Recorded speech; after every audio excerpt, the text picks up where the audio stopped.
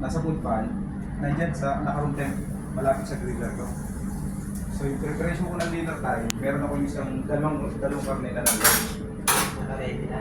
Saka ano na siya, room temperature. Yung makikita mo na pag ginawa ka mo, parang bilasana. Na out of temperature na siya kasi, so ngayon, yung temperature nun sa loob, lampas na sa freeze temperature. So ngayon, texture na lang yung gagawin ko, diba? Which is, gigirit ko lang. Mamaga ko na lang. Ma'am, gigirit part mo na lang. Work ko na. Parang nung nabaship, parang siya na micro na na oven. Right? Na, Kasi- basta na-risk niya Oo, yung na-risk na temperature eh. sa loob.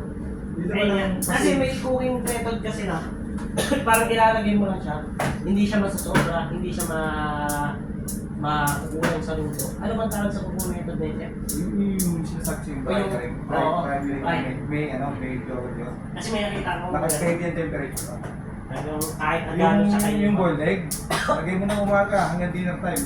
Hindi siya mag-order. Parang Makipreserve niya ano yung- bang tawag sa cooking method?